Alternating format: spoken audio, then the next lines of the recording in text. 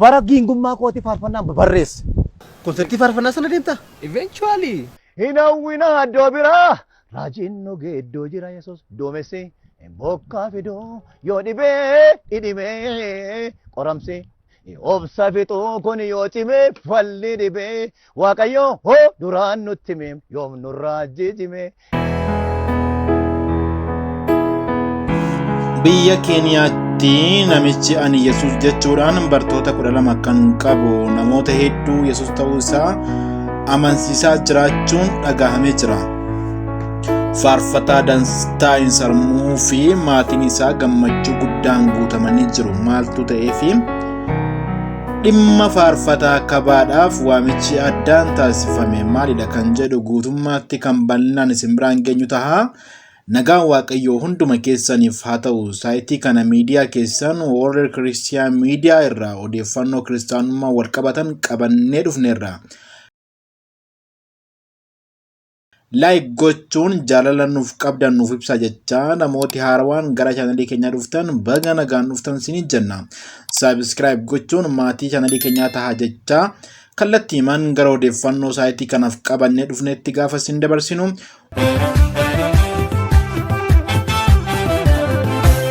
Waan ajaa'ibaa biyya Keeniyaatti ta'ee kan namni maqaan isaa Mwali Yesu jedhamu hojjete isin dhageessifna.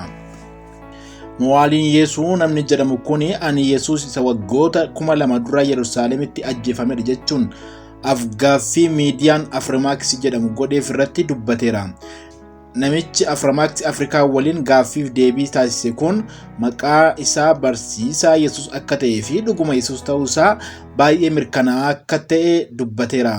Gabaasaan Afrimax irraa dhufan bataskaana isaa daawwatanii hordoftoota hedduu qabaachuu isaa arguun ajaa'ibsiifataniiru. Duuka buutota 12 akkuma duuka buutota Yesuus maqaa dhahee qaba. Namichi tulluu irratti bataskaana hordoftoota isaa waliin kadhatuu fi dinqii ittiin raawwatu qaba. Mwali Yesuus akkuma namoonni naannoo sanaa jedhanitti haadha warraa fi ijoollee 8 kan qabu yoo ta'u isaan keessaa 5 dhiira 3 immoo shamarran ta'uu dubbatu. Namoonni gaaffiif deebii taasisan namoota waliin yeroo haasa'an dinqiiwwan hedduu kan akka dhukkuba cimaa fayyisu akka raawwatu waan arganiif dhuguma Yesuus ta'uu isaa irratti waliif galanii.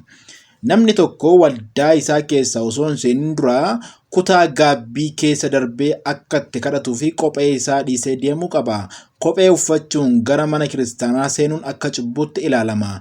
Ergamni Mwali Yesuus waan hamaa Waaqayyo addunyaa guutuutti babal'isu yoo ta'u sun gaaf tokko akka raawwatamu ni amana.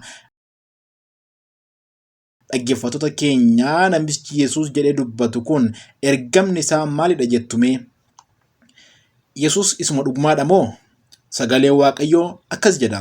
Egaa yeroo sanatti namni elaa masiihiin as jira yookaas achi jira yoo isiniin jedhe hin amanina.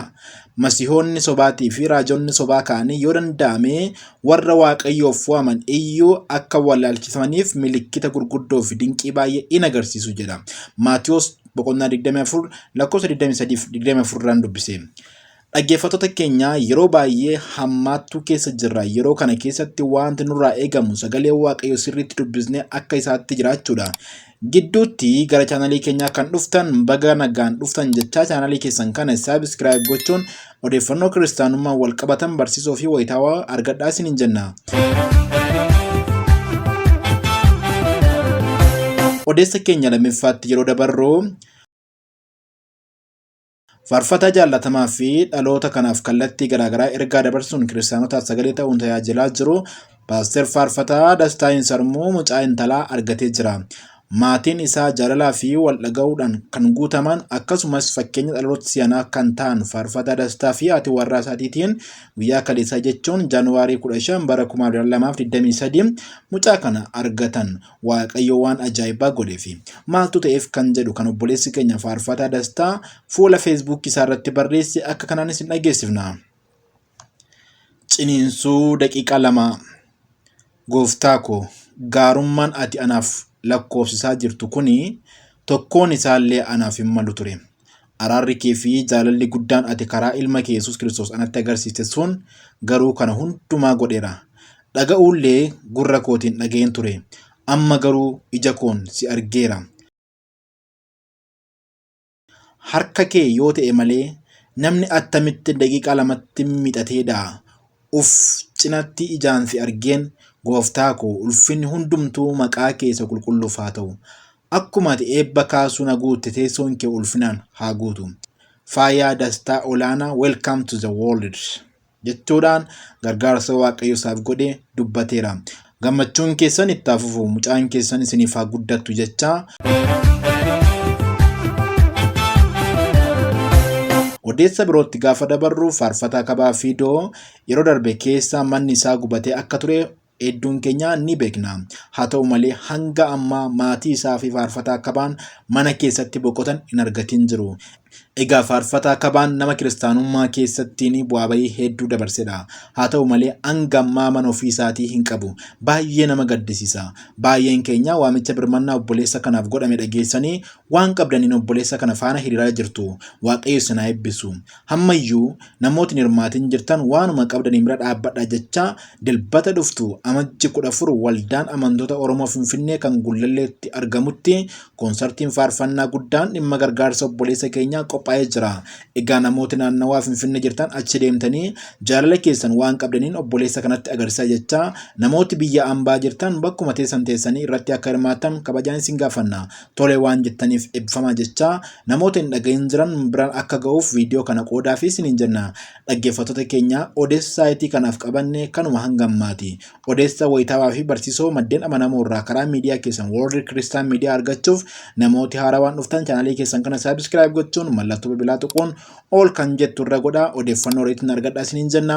Yaadaa fi gaaffii akkasumas odeeffannoo akka isiniif dhiyaatu barbaaddan nuuf bilbiluun akkasumas nuuf barreessuun nutti himuu dandeessu. Odeessa biroo saayitii muraasaa booda hanga walitti deebinutti nagaan turaa ulfaadha. Raajiin nu geeddoo jira. Hin hawwinaa iddoo biraa. Raajiin nu geeddoo jira Yesuus doomesse bokkaa fidoo yoo dhibee dhidhimee qoramse.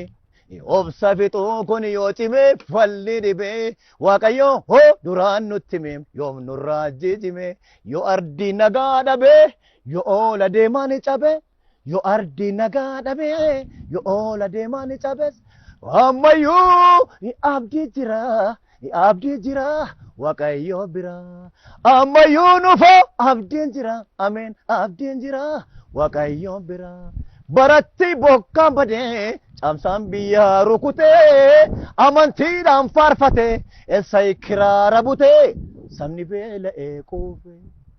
Baratti bokkaan badee caamsaan biyya rukutee amantiidhaan faarfatee eessay kiraara butee. Ameen.